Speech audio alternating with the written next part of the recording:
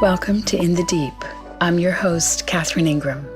The following is excerpted from a session of Dharma Dialogues called The Truth of Suffering. It was recorded in Berkeley, California in 2016.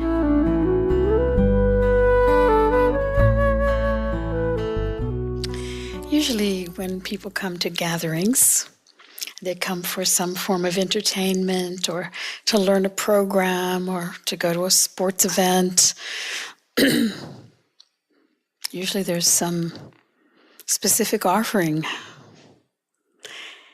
So it's quite unusual, isn't it, to come together really just to be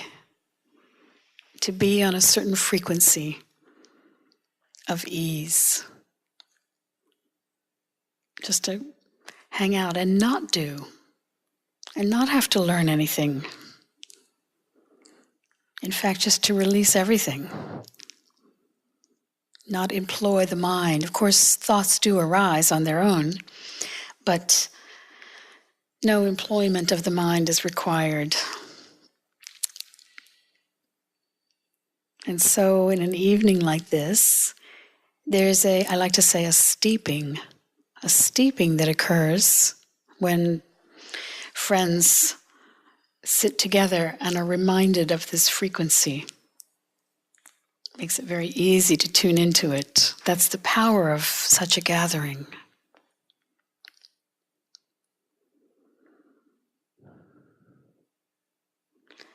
And so often in spiritual communities, there's a mistaken assumption that there's somewhere to get, something to be realized. Even people who've heard the good news that there isn't hold out a little secret stash that there really is. And I know this because I've been talking to them for 25 years about this. People who've heard this many times, they hold out a little secret stash that there's a catch. And that at some point, something called enlightenment, or you hear all kinds of names for it. I always say that's a fairy tale for grown-ups. You hear all these words, these possibilities that you're going to hit some kind of state whereby you're just going to be in bliss, or there's going to be not much thinking, or if there is any thinking, it'll be of an altruistic kind of patterning.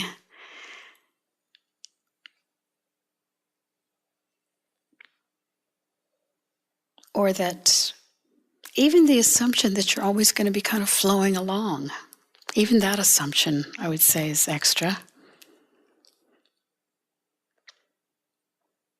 Because sometimes you're just not. Sometimes it's hard and it catches you. And maybe agitation arises, or fury even arises.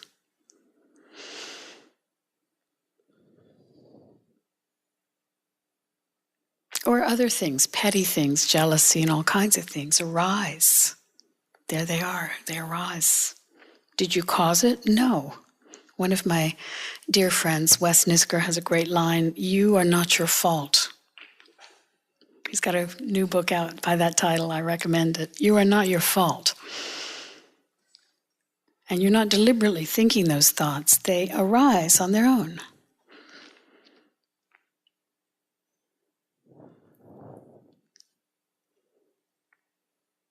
So more and more one can understand, you can come to the wonderful recognition that there's this stream of thoughts rolling on its own. There's this creature called you with all kinds of peculiarities, very conditioned. The house where I'm staying has 2 little dogs, a girl and a boy, of different breeds. And the girl is quite dominant. They both have such distinct personalities. They're both their own little perfect creatures, just as they are. just like each of us.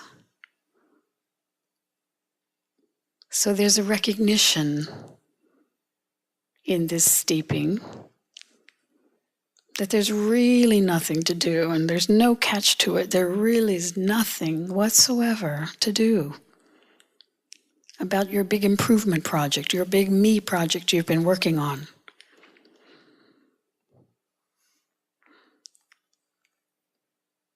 And then you just relax. You can employ your mind for other better uses, if you want to learn the piano or read great literature, study cranial sacral work,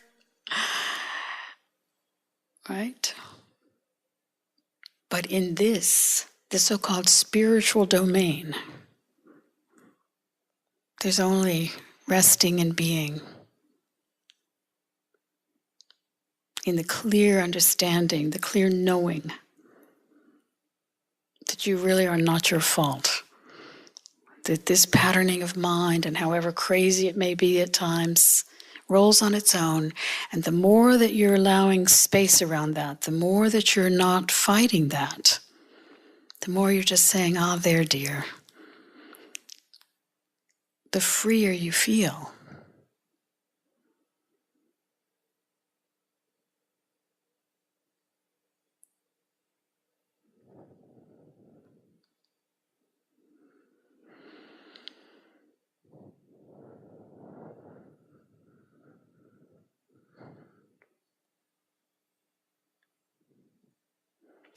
So, if anyone has anything you'd like to discuss on these matters, please feel free. Yes? I like the you're not your fault. As a psychotherapist, I also wonder how and where does it not go into victimhood? Or how do you're not your fault, but we're also not victims, and we take responsibility in some way. Right, well, saying you're not your fault would certainly not make you a victim, right? It would be the opposite. You are not your fault in that whatever your psychological knots, they're not your fault that you caused them. These are manifestations of the conditioning. Right, but then it becomes the fault of my parents, my environment, whatever. Yeah, and they're not their fault either, right? So this is an understanding of the impersonal nature of the personality, the impersonal nature of the psychology. And so it's okay to work on that with someone as a psychotherapist. You can have those conversations and help people see the ways that certain patternings are showing up in their lives, maybe causing some difficulties in relationships or paralysis in their work or whatever. But all the while, my recommendation to you as a therapist, first of all, is to see their free nature, to see that they really are not their fault, that there's just this conditioned stream that they're really sometimes buying into. And in your willingness not to see them as their mind stream, but rather to see them as just a being hanging around with this particular conditioning, just like one of the dogs, that is a kind of transmission of freedom from you to them. I always say, see them as a Buddha, right? Yeah, I certainly believe in seeing their beauty or preciousness. Yes, of course.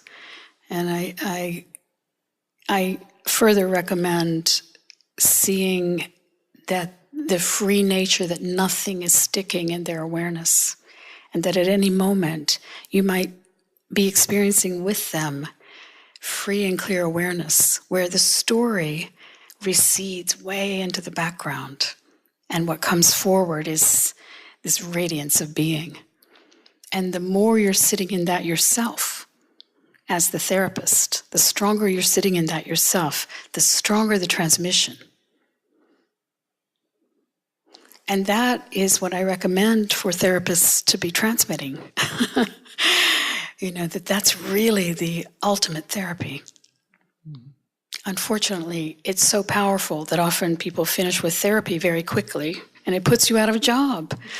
And I've heard this many, many times. So many people I know who are therapists over the years have come to the point where they say, well, we're going through it so fast, and coming to just this sort of free hanging out, that they then start doing something called transpersonal therapy, and then eventually it's just, they have to end the process because,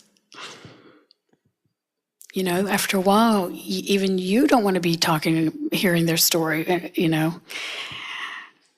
and they don't want to be saying it, so. I wish it was that simple. I mean, I agree in principle, but there are traumas and other things that need to be worked through. Sure, there are. That's not just sitting in awareness. Right. There, of course, are more gnarly situations that maybe take much longer to kind of look at and to explore and to be in a safe place to talk about naturally. But I'm talking about more the garden variety neurosis, right?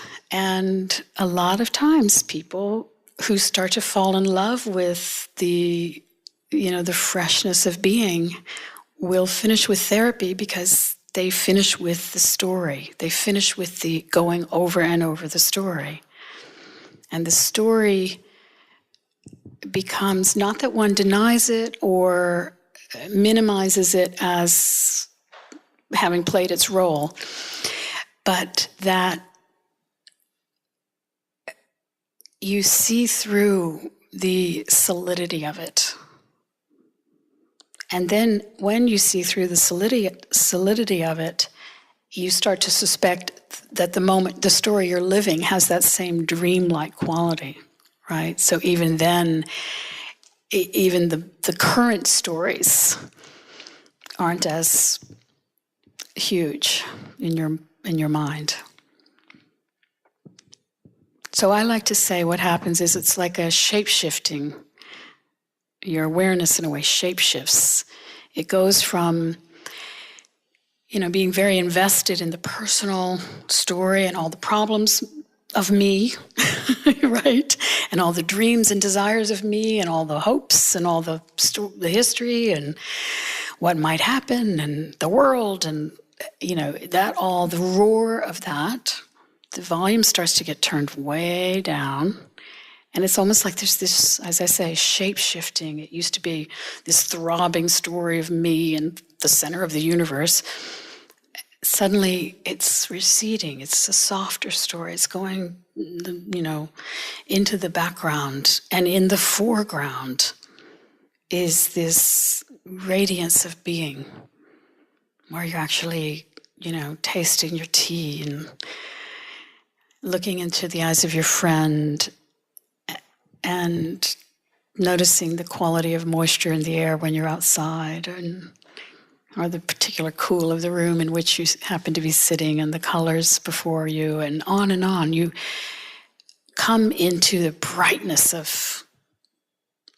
of clarity of attention. And it's a beautiful thing to offer as a therapist, as someone who sits before others who trust you, obviously. So when you're resting as that in yourself, it's I would say the highest form of therapy. What is your name? Yossi. Can you say that again? Yossi. Yossi. Thank you. Thank you. Let's see, over here, since it's easiest. So if I'm not my fault, and if there's just this conditioned thinking that's flowing by, then if it makes sense to talk about purpose, then I can talk about it in terms of just resting in the beingness that I am. And integrity would be being in alignment with that. Does that? Yeah, I also say, I have a section in my book, there's a section I have called Natural Ethics. So you're asking about integrity. When you are at ease in yourself, I like to say when you're in your right mind and heart, in other words, when you're understanding what I just said to Yossi and living as that, there's a natural tenderness that arises, a natural tenderness. Because you see so clearly, you see the ramifications of every small action, right? Because your awareness is so bright and unmitigated by the crazy, mad story, and you're no longer the slave to your ego, which is demanding that somehow you have a presentation in the world. When this is all receded, and you're at one with your world, at one with your environment, at one with your friends, your family, your everything, you're so tender, right, that you don't need any rule book of ethics. The ethics are written in your heart. And by the way, it's a higher demand of delicateness in the world than any rule book that I know of in terms of moral rules. It's a more demanding one. Okay. So there's if I'm not just so immersed in the thinking of me as a person, me as an ego, or you as a story, project, yeah, me as a project. Then there's more energy and awareness to and sensitivity to what's in the moment, including the delicacy of relationship. Yes, yeah. Very good. Absolutely. Yes. Okay, and then in terms of purpose, it seems like there's like this futurity about purpose. Like it's a continuation of the storyline, and it even seems like there's this pastness to it, like my making up for the senselessness of the suffering that I've suffered in the past. Very interesting. Is somehow tied up with my purpose. Right? Very good. So yeah. I who have been victimized will make sure that those in the future in that similar situation don't get victimized, and that's a sort of purpose that can be taken on, but in a sort of But is there another sort of sense of purpose that comes out of just that immediate intimacy and sensitivity to the present that is there when I am not so immersed in the story of myself? I usually don't dance around with the word purpose. I find it quite loaded. Yeah. And as you say, sort of future projecting. I also bristle when people talk about finding your life's purpose. Yeah. It always sounds like a job that I never quite got my head around. I get a little nervous when I hear that talk. So I don't recommend going at it quite like that. I liked what you said, though, about sometimes we have something happens to us in life, and it creates a kind of motivation for offering help, right? It creates a kind of, I saw in the news just yesterday, this whole long list of people talking about various politicians who, because of their exposure to, like for instance, Dick Cheney, because he has a gay daughter, he became proactive for gay marriage, believe it or not, Dick Cheney, right? Why? Because he had the empathy for at least this one person on Earth. And that created that motivation, right? And there were a whole bunch of them. Nancy Reagan, who died today, but anyway, yesterday, she once, because of her husband having Alzheimer's, she became more active in stem cell thing. So obviously, these kinds of connections in our lives, very specific, can be very beautiful. Like that, you just are offering yourself as a,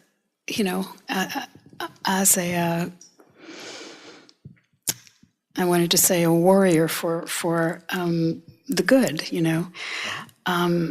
That is different than having to have, like the ego, having to have some sort of purpose, have to make my stand and make my mark. I like the Jesus line, consider the lilies of the field, they toil not.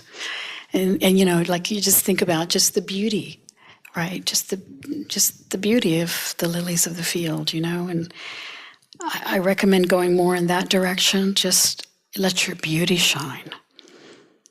And in this sweetness of being, it does automatically.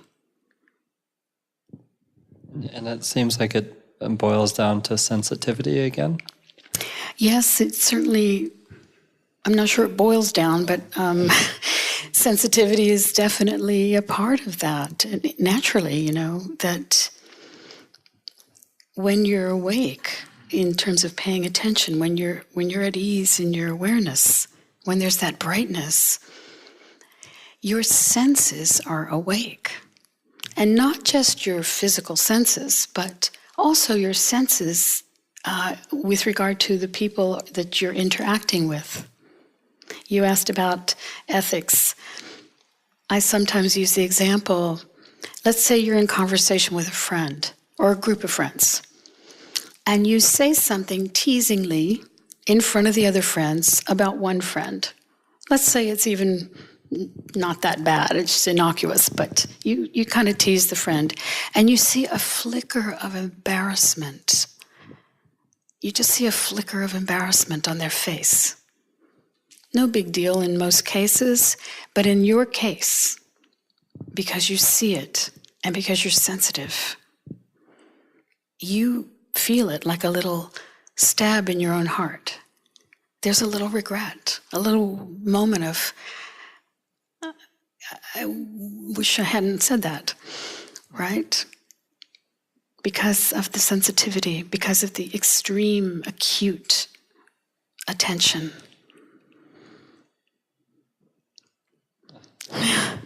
Thanks. Yeah. And then the other piece of this, with that level of sensitivity and that level of empathy, it also puts you at the effect of feeling people's sorrow rather easily. Like I have a hard time if someone's telling me something and they have tears in their eyes. Suddenly I have tears in my eyes. It happens a lot. It puts you at that kind of, self unto self. And so a lot of people really avoid that. They don't want that. They're armored, they're buffered. So this level of sensitivity comes with some risk, you could say. At the other end, it comes with a lot of joy. You're susceptible to little joys, little small delights, and you laugh easily as well. So I always say, I actually only hang out with the brokenhearted. And what I mean by that is people who are willing to just let their heart be broken easily, Because in this world, there is incredible sorrow. If you're paying attention and you don't have some silly spiritual story to buffer you, this is rough. It's a rough place, right? What's going on the global scale, what's going on just among one's friends and family, I don't get through a week without hearing somebody died, or is about to die. And, you if you're really alive, you're feeling it. But you're also feeling all the little beauties, all the little, the flashes of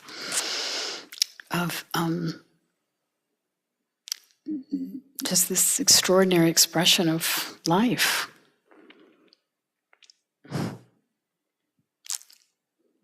Thank you.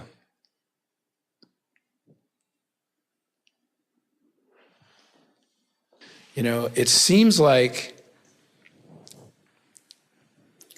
there's a moving into suffering that breaks, because I took care of my parents with Alzheimer's, that breaks the story when you see the suffering somehow. What is your take on that? Because you're one of the only people I've heard that actually, except for Krishnamurti, you and Krishnamurti are about the only spiritual teachers I've ever heard talk, and that's my experience. So I'm wondering what your take is on that. By the way, the Buddhists are very good on this. Yes. The Buddha's first noble truth was the truth of unsatisfactoriness, or the truth of suffering. The first noble truth. So they do talk about it a lot there in those circles, but I appreciate that you're, outing it. Isn't it the case? Isn't it the case here? And I think that people who ignore it or deny it or try to gussy it up with some spiritual story, or just sort of bandy about old spiritual ideas like it's all perfect or it's not really happening, this is an illusion, it's Leela. It seems like various forms of denial, that they basically can't handle it. The reality is here on the ground, there's a lot of loss. There's a lot of loss. More and more so as one goes, right? One's own body starts changing. As you're experiencing, people leave you for various reasons. Either they choose to or they die or whatever, the ways part. That's how it is here. Tremendous amount of loss. It's like walking around in a minefield. Is there joy also? Yes, there is, of course. But it's to really allow the full spectrum and to be honest about it and to be large enough to contain it, that in your own being, which starts to feel more and more boundaryless in a sense, I like to feel my own awareness as sky-like, like the sky. Yeah. That's the name of my band, Sky Report. That's the name of your band? Yeah. So there you go, Sky Report. Sky Report. Yeah. To really experience yourself in that kind of open space. And then a thunderstorm comes along, like we're having today, also it's happening in huge space, right? And each of the little hurts, the little and the big, you begin to feel like there's space for it. And you can't really feel this suffering unless you have the space. Yes, that's very good. I think what I notice is that people are moving away from the suffering, some kind of pleasure seeking, and don't want to look. And it's like, it's so odd because when you go into it, that's where it's released. But when you move away from it, it's actually just buried in there. Right, and it catches up, And your heart gets rigid because you're protecting yourself all the time. You're moving in most people seem to be always like protecting their hearts or protecting something because they're afraid of disappearing or they're afraid of the space. And the other thing with that, what is your name, by the way? Will. The other thing with that, Will, is that as this whole sort of ego thrust, let's call it that for the moment, as it diminishes, as it gets quieter, you have less to you have less to protect. Nothing to defend. Right, exactly. And so, a lot of stuff that used to trouble you doesn't trouble you so much anymore. Things they just get let go right away. Even if the sting arises for a moment, it's not indulged. Yeah. Thank you.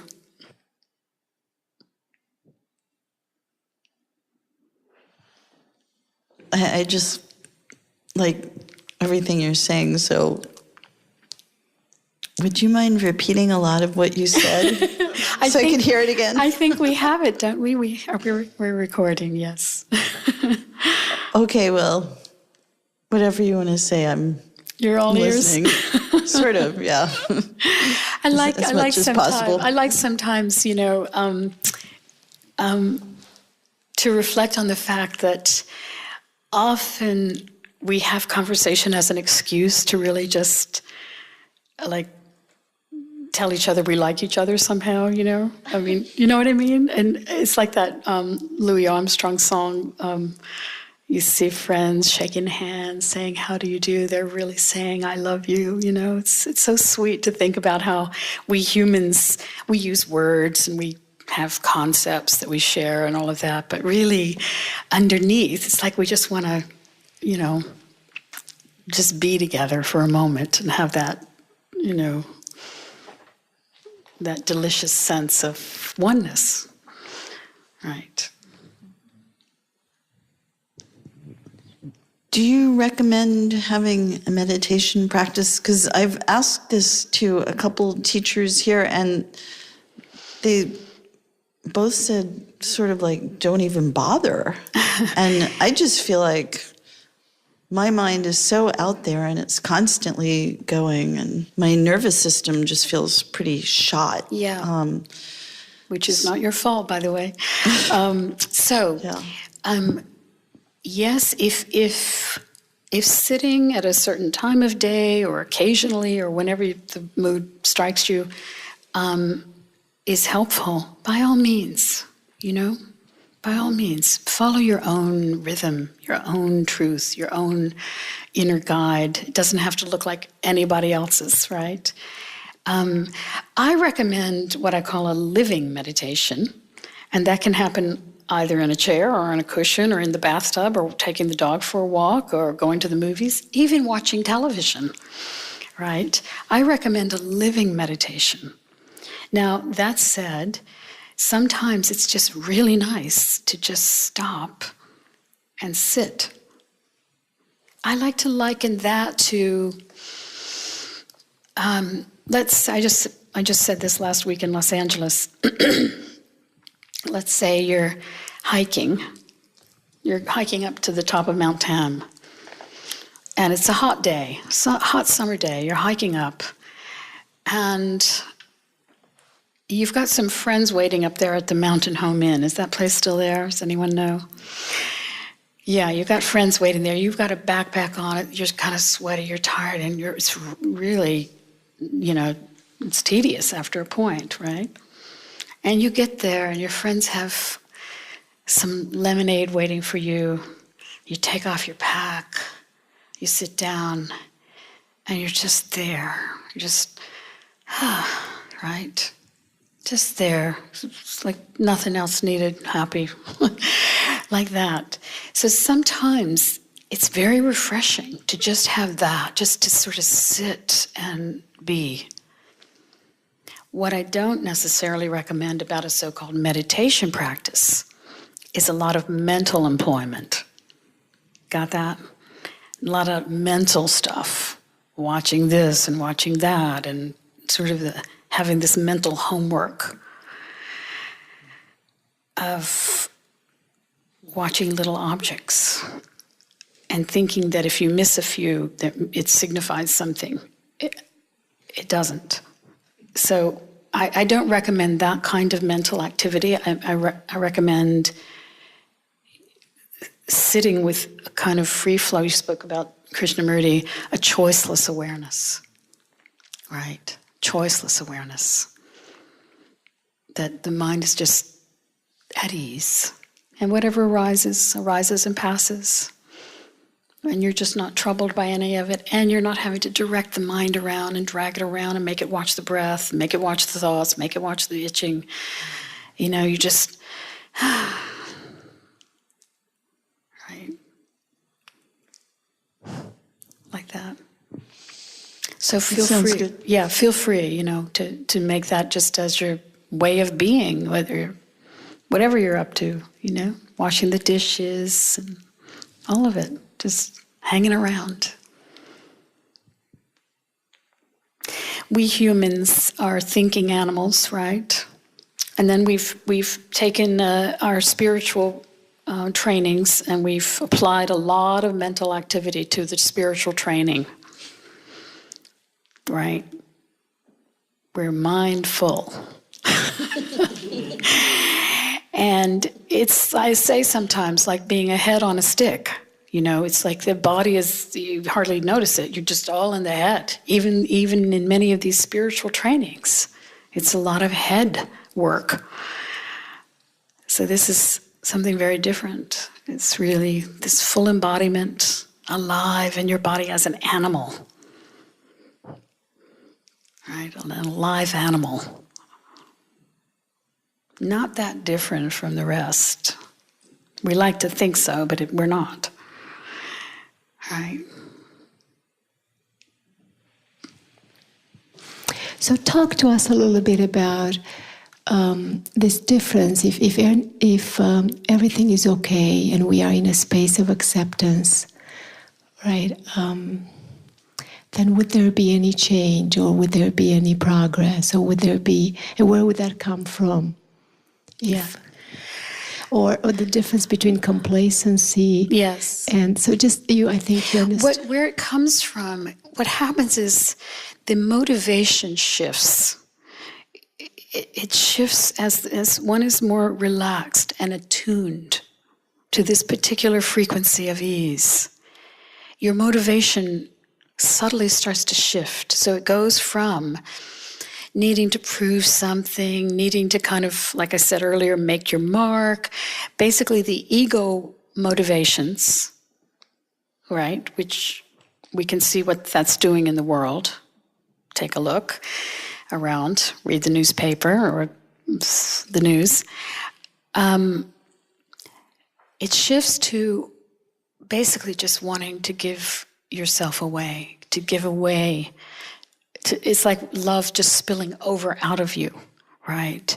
It shifts to wanting to just be good compost for this earth, right? Just and not necessarily to leave any mark on this earth, except the love that's in the hearts of people who knew you, right? The world doesn't need any more marks, you know. It was doing just fine with wild nature before we came along. And so to really understand that you don't have to worry about complacency unless it's truly your nature. You know, like Ramana Maharshi, for instance, he went to this mountain. He was there for a few years, hanging around in the caves. Then he goes down, an ashram forms around him. But like anytime you see a picture of him, he's like that, and he's laying around. He didn't really look like he was overly active, nor did his body look like he was working out much. So, he was complacent from some standards, right? But here we are talking about him all these years later and affected by his presence on the earth. So sometimes it is one's nature to really not do much, right? Just as there are animals in the animal kingdom who lay about a lot, and others who scamper around constantly. So to really understand your own nature, to be directed by your inner guide of who you actually are. But what I would propose is that in this tuning in frequency, in this sweetness of being, there is a motivation that can be there that is a servant of the greater good. Just that simple. Because you do see suffering, and you do want to help. And then it's all about what are the gifts that you have. For some people, their gift is to be still, and that sends out a signal of stillness, right? For other people, it might be that you show up and bring food to your friend who's sick, or you go do their laundry for them, or, there's any number of things that will present themselves to you, and the motivation just arises.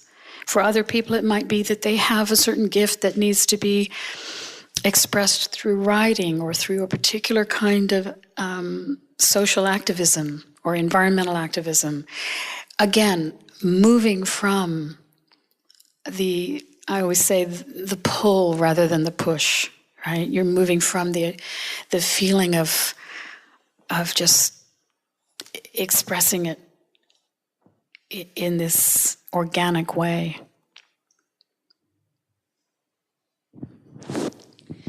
Thank you. My experience is that presence is clouded by the little person who stomps its feet and comes in and demands this or that and has ideas of this or that. And I've tried various methods to contain that presence, the troubling and troubled. I would say just make friends with her. I've tried that. But it's not, it's still there, right? It doesn't matter that it's there. Okay. That's my whole point tonight. Okay. It doesn't matter at all. When I say make friends with her, just say, yeah, she's hanging around sometimes, not always, but sometimes, I used to describe this many years ago. I used this analogy. It's like I think of it in my own case, like having a crazy old aunt who lives in the attic. She's up there rambling and ranting and full of nonsense, and, every now and again you have to say, there, dear, right? You can't kill her. You don't kill her, So, you just let it be. And then again, the volume gets turned down, right? The volume gets turned down, and the reaction to the fact that it arises also diminishes. In fact, I would even propose that reaction goes away. Like, I really don't care what arises in my mind.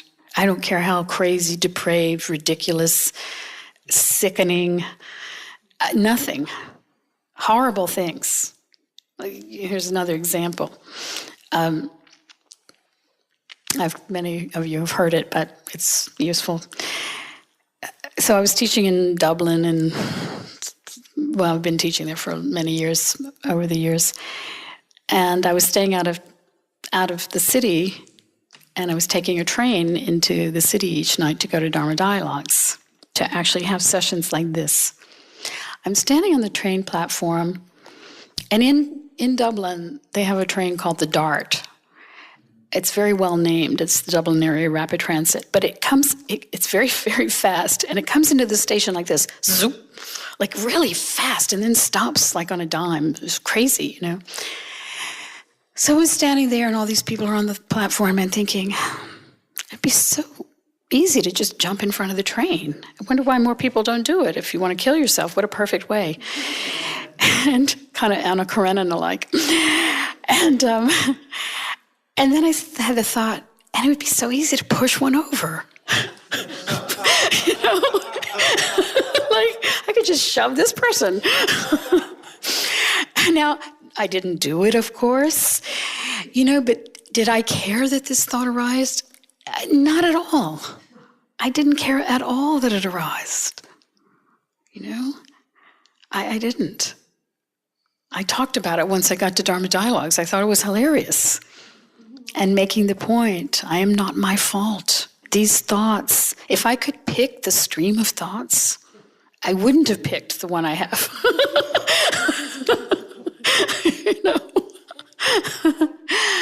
So none of this bothers me at all. And I have all kinds of, anxiety arises. I have anxiety, happen to have anxiety due to my conditioning, hard childhood, and on and on. I just let it be, just as if you got a dog from the shelter who had been beaten, right? An abused dog you brought home. The dog is nervous. You don't torment the dog about being nervous, right? You don't try to make the dog be different or coerce it in some way, send it to little puppy school training. Nothing, right? You just love that dog and hope that maybe it will calm down in being in a loving environment. So that's how it is. I don't mind. I assume the mind is mad. Some people are luckier than others with their mind stream, right? Due to conditioning, due to whatever.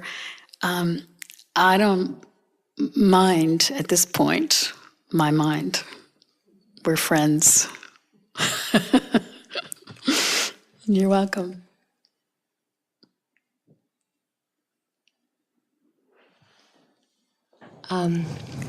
So I have a 17-year-old daughter. Really? Wow. Who You look so is- young. Who is away this year, finishing her senior year somewhere else on the East Coast. And it has felt like the hardest thing in my entire life, to some degree, the grief. Yeah.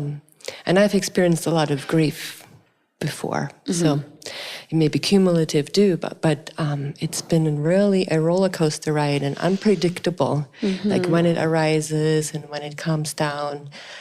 I've been sick a lot, and then really trying to take extra good care of myself, and also noticing that it has changed my motivation, and it may be a good thing, because there's a part of me who feels less driven to do and do and do. And, I have multiple jobs. I teach at 4 colleges. I have a little business that I started. And I, having been a single mom for 15 years, I used to be in that mode of I get up and I start doing, right? Yes. And now that has fallen away, my motivation to do all these things, even though part of them are good things for the world. I teach at community colleges. I know there's tremendous need and things like that. It's like I'm questioning everything. And sometimes when my mind is very active, I'm like, what is this? Am I falling into a depression? And at other times, it's like, I just want to be. I actually don't mind wanting to just hang out a little bit and rest. So there's so many different ways I am feeling and perceiving it and thinking about it and then just letting it be. But it's very, very intense. Like I can feel it in my heart. She's coming tomorrow to visit, for a few weeks. And there's not even that full joy because it's been such an intense experience all year long. So I'm not quite sure even what my question is, but some of what you said resonated, that something around, pain and joy being two sides of the same coin, and also this lack of motivation may be okay right now. Well, it sounds like you're doing a lot. I don't know if you need any more motivation. But,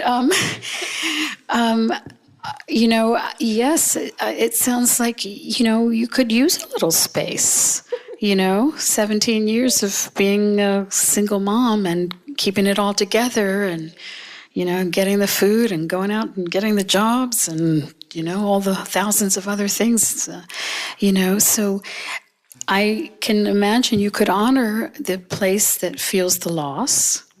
But you could also maybe bump up some appreciation for the spaciousness that is now there, right? That you can enjoy and is probably good for your health, in that, you don't have so many balls in the air.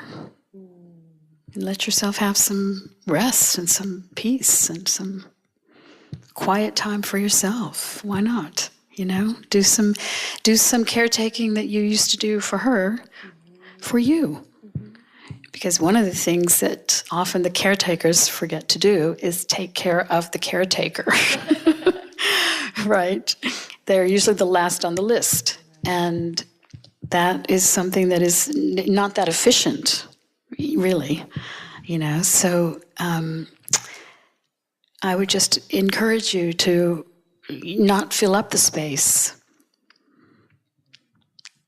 It sounds like you've got plenty of other things going on, and that this might be a nice, let's see what wants to come in that space, right? But maybe let it be for a while, just hang out. And yes, of course, when, those kinds of connections in a life, mother-daughter, or so many of the great loves of life, right? I had this little cat that I had house sat years ago in Los Angeles, and I fell in love with their cat. And the cat fell in love with me. It didn't bond with it, never even hung out in their house. It was always outside. But whenever I came around over all these years, that cat would show up and sleep with me at the house. And I was just with her. She's getting a bit old now. And it was the same thing. And saying goodbye to her this time, I had the thought I might not see her again because I don't get there so frequently, and she's very old. So there was this, this sorrow kind of that arose in my heart. Mm-hmm. Right? Just saying goodbye to my little cat.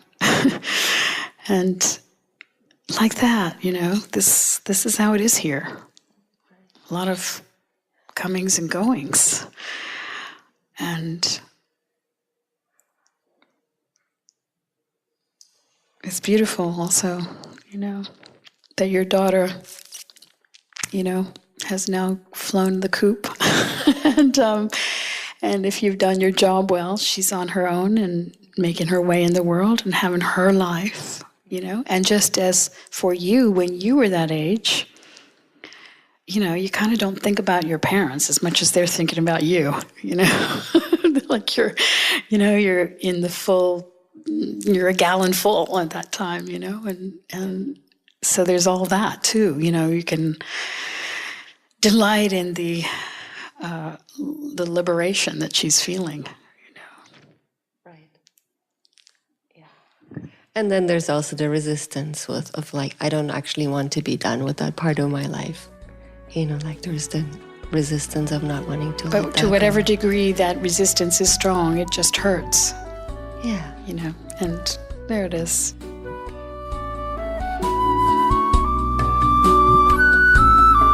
This has been In the Deep.